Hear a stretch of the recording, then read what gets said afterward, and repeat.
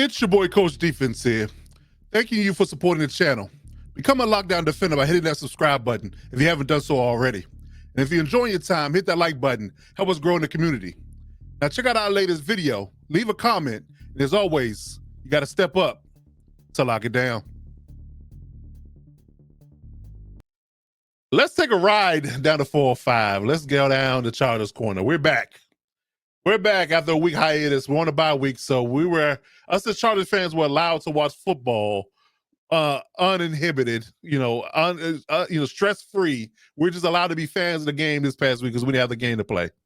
But getting into week 6 now, so we are back on the docket. We got a game this week against the Broncos, ironically, who we just got through talking about. So the Broncos are next on the docket to our divisional foe, and we're going to talk about exactly what it's going to take to get a victory coming off a bye week. Okay. But for starters, I like to talk about the bye week itself. So, what a segment I like to call after the bye week outlook. So, what we did in the bye week and what needs to transpire going forward is this.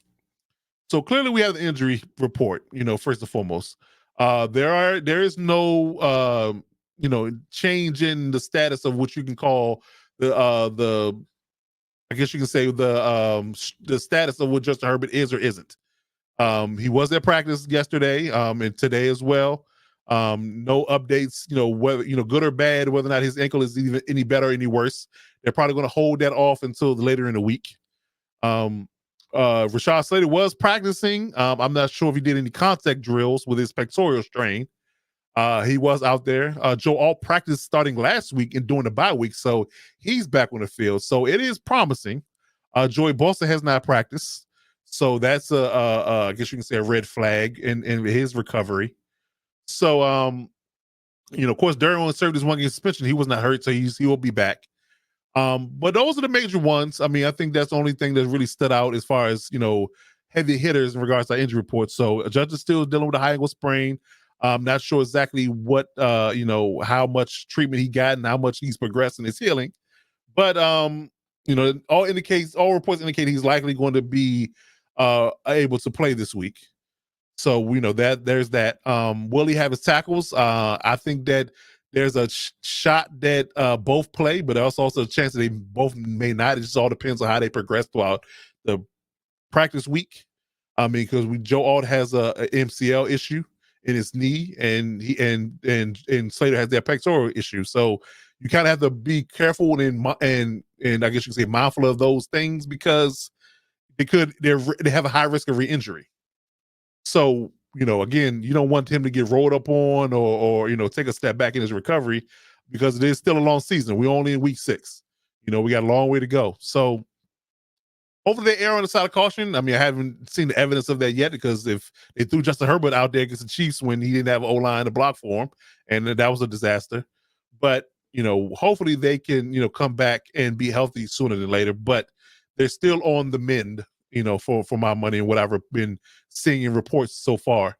So, it is still a work in progress. I think Trey Pipkin is pretty much good to go. So we would have another tackle to play, him and Salier, if we didn't have one or both of those guys for the game this weekend. But I will say that, we're hopeful to get them back in playing. I think Joey Bosa is probably the only person I can guarantee probably is not going to play with his issue. And I'll be honest, his injury proneness is starting to wear on me deeply, in all honesty.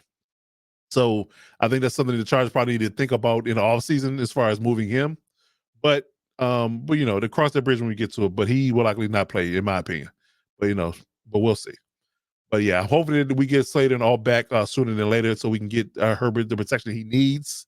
Because I think that what I'm going to get into about the quote unquote keys to victory for the Broncos is that we have to throw the ball a little bit more in these games here because people are going to treat us as a running team and they're going to do everything in their power and possible prowess, defensive prowess to stop your run game and stymie that early and make you throw the ball. So if we can't get ahead of that and refine our passing game, that's going to be a problem. It's going to be a problem. So That the injury report is what it is, and hopefully we can get the tackles back healthy wise, going forward. But yeah, so hopefully Alden and Slater come back sooner than later. But I want them to be completely healthy before they do. It is the NFL. You are banged up to a certain degree, but there's a certain thing for it to be, you quote unquote knickknacks and bumps and bruises versus, injuries that could be season ending if you don't monitor them correctly. Because again, if Joe Alt takes another hit on that leg with it being MCL being sprained all together, he could tear it. Let's be honest. And same thing with Slater. If he strains that pec anymore, if he tears that pec, he's done for the season. So you got to be mindful of those things and be err on the side of caution when it comes to the injury history, not injury history, but the current injury status. So hopefully they're mindful of that, but we'll see. We'll keep monitoring it. But I want to get to the idea of them. We talk all these trades and things of that nature and things going around, who's available, who's not. I do want the Chargers to be aggressive in monitoring the trade market. I do think we could use upgraded wide receiver, tight end, and corner. If it's a seller's market, I think that we will ultimately benefit from an Amari Cooper. Hopefully, if they talk about trading him, he's very friendly to trade on the last year of his deal. Anybody that's trying to move a tight end, DZ talking about Njoku as well, moving out of Cleveland, I would happily welcome him into the fold. Anybody that's trying to move a cornerback or two, that's looking to move off their contracts, because we have a lot of cap space coming in the next couple of years. So if we could find a guy or guys that could help this roster, and even Devin White, he just became available just recently, signing him off the street. I would love to bring him in and add to that defense. So I would say that if they could get into the issue where they find that a team is trying to sell off some talent at a very reasonable price, I will make a move, especially for a receiver or a tight end. I think that will only help our offense and our passing game, which gets into my next point about developing that refined passing game and establishing that number one receiver. Because I really think that Josh Palmer is not it. I think that they need to move past that particular ship. I think that ship is completely utterly sailed, and just let it go past you. Don't try to get it back on it. Leave it be. He's not a number one anything of anybody's offense. He's not the guy. He's not the guy. So you have to look at bringing in somebody that's going to be a number one guy that can win on the outside. Let Ladd McConkey settle into his role where he is and be a slot receiver, and hope and pray that Quentin Johnson works out as your other X receiver on the outside to be that third guy. But I think that's what they need to do as far as talent-wise, refining that passing game and establishing the chemistry and ability to throw the ball when need be, and let Justin Herbert be Justin Herbert and let that talent ring through and say that I can trust him to throw the ball when I need him to. If you got to throw for 300 yards to win a game, then that is what it is. I know you want to be a running team. That's your identity. But if you got to win the game throwing the ball, then that's what you do, because that's going to make you a better team down the stretch. So I do believe that they should ultimately, address that internally as well as externally, if you can find a good price for another receiver or tight end. All right, so getting into the actual game itself for the Broncos, and this is something that I did not honestly truly foreshadow happening, but when we got into previewing what the Broncos going to look like this year, but their defense is actually playing really good football. Their defense is playing really good football. They are literally averaging only giving up 14 points a game. They're only averaging 114 rushing yards a game. They're only averaging 159 passing yards a game. And they only give up 292 yards in total offense, period, which is, top 10 in the league. So I think that they have to understand that this team is going to be very feisty on defense. Now, what they are going to look like offensively is week to week different. Bo Nix, sometimes he rhymes slow, sometimes he rhymes quick. I don't know. You just don't know what you're going to get week to week. But it's not a refined offense just yet. They got one receiver. He's still having issues with his chemistry with him and Sutton. Outside of that, it's not much. I mean, they found, little abilities to run the ball here and there with Javonte and Jamil McLaughlin, but the offense doesn't look pretty. They've really been winning football games on defense. So understand that they're going to be very tough to go against defensively. If you respect that and go into the game with that mindset, knowing that they're not going to be a pushover type of team, despite what they have from a name recognition perspective on the defensive side, you'll be better off. Don't go into this game thinking you're just going to run over, because I don't think you're going to. I think they're going to be very tough against the run, and they're going to load up to try to stop the run, to my point earlier about them stopping what you do well. The defensive side of the ball gets paid too, so they're going to do exactly what they need to do to stop what you do best. They're going to load the box. They're going to make you throw the ball and make them beat you with Justin Herbert's arm. That's just it. That's just it. So you have to understand that mindset going forward, because that's going to be the mantra for every team that we face going forward, because they know that we want to run the ball, and we can do it well if you let us. So if you do that and understand that, then you'll be better off and figure out what you can do in the pass game. It doesn't have to be, I guess you can say Joe Burrow-like and throwing 5 touchdowns, but you have to be able to go to when you have to. That's the business end of it. That is the business end of it. And from our perspective, I think we got to put pressure on Bo Nix. We got to get at them with these edge rushers, Khalil Mack, Tui Tuipulotu, Bud Dupree. Got to get at Morgan Fox, get at them with our pressure packages, confuse them in coverage, and make the day difficult for him. Hopefully, he turns the ball over a couple of times and put us on some short fields so we can control the game. But that's going to be the keys. Pressure him. Respect the fact that their defense is going to be good. It's going to be tough to move the ball against, and you have to be very calculated and on time with your rhythm in your offense to be able to move the ball on this defense. So respect the fact that it's a divisional game. They're going to play you tough, and they're going to be better than advertised on defense. That's the biggest, most glaring thing you have to take into this week to understand that they're not going to let you walk over them, period. So, and then for defensively, if we can confuse them with those blitz packages and those schemes, I think we'll give Bo Nix a hard way to go as far as defense is concerned for us. But you got to get there. And then again, if you got Josh Palmer or whoever, Quentin Johnson facing Patrick Surtain in coverage, use them as a decoy, run him off and keep him out of the defensive plays, because he will wreck a game for you. He's just that good of a corner. I mean, let's just be real about it.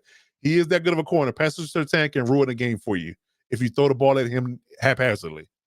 So you saw what he did last week. He had a 100-yard return last week, I want to say. 100-yard return, pick 6. So yeah, he will wreck a game for you if he's covering your best receiver and you throw the ball at him and he's not clear and wide open. So use your decoys, keep him out of the plays. Kind of run him off and run things underneath him, things of that nature, and make him a tackler versus a cover man. Then you'll be better off. But I would stay away from throwing the ball at him at a large clip.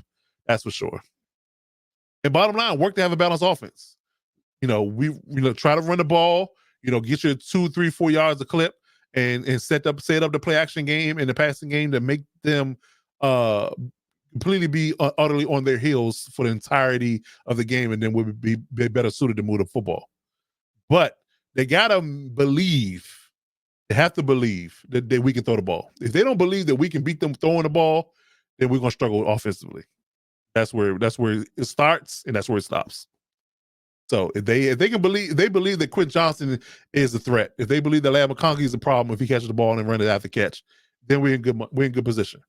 But if they believe that all that we have to do is stop the run, then it's going to be a rough day on offense. So, because I'm sure they don't feel like our tight ends are a threat. It's why I say we need to go out and get one, because the tight ends are not a threat. They're more there for blocking, and everybody knows that.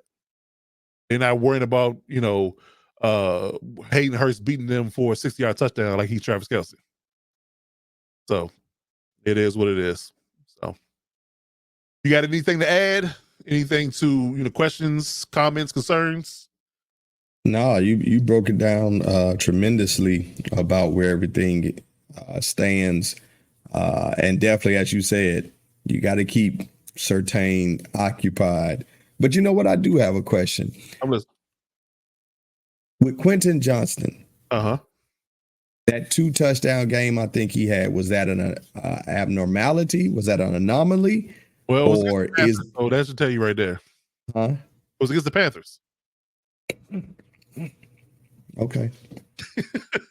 He did nothing against the Chiefs. He had a touchdown catch against the Steelers. He did have a touchdown catch against the Steelers. He did nothing against the Chiefs. He did nothing in game 1 practically. So I would say that he has to show me more. Okay. Like that. He has to show me more. Yeah, but I do agree that if he can establish some type of consistency and trust within Justin Herbert, he's going to catch the football and be a playmaker, then we'll be in better situation. We'll be in a better situation. But until that time, I still cross my fingers every time he throws them the football. I really am. Gotcha. Oh. All right, I'm looking at the chat here. I know there was Jack and DZ was going back and forth about the game. So I was see if I missed any questions. Yeah, I agree with stay away with Sertan. I do agree with that. Yes, the Hayden project is the Hurst project is not fooling anybody. Yeah, it was blown coverage on the second TD. It was in the Panthers game. Yeah, I hope we get Chark back, but that's weird saying that. But they haven't activated his practice window, and he's been on IR since the beginning of the season. So it doesn't look like he's coming back in the next week or two just yet. But we'll see. We'll keep our fingers crossed on that. But yeah. Yeah. You're right about that. You definitely ruined the Raiders game for sure. Yeah, definitely did. Man, oh man. But yeah, so that's where it lands. And man, again, I think we'll be it'll be a defensive football game if nothing else. I think the line in the sand I feel like it's going to be is that whether or not we can move the ball on them. If we can move the ball because I feel like we have better talent on the offense, then that's going to be the determining factor. But if we can't move the ball, they can't move the ball. It's going to be a defensive game. And Jack asked me what the score is. If that's the case, it's probably going to be like a 16-10 type of game, maybe, or 17-10, something like that. But if we move the ball on them, I think we can get 20 points. I think might be the first team to 20 points might be the winner in this game. And I don't think neither team has given up 20 points all season defensively. So we'll see. We will see. But yeah. But hopefully we get a W. We get coming back off this bye. We in 2-2 now. Be nice to get a division win and be 3-2, because these games coming up after this are very winnable for us as well. So we got to get off to a good start. And hopefully that bye week helped us and get us healthy and get us back right before we have to play the Donkeys. All right.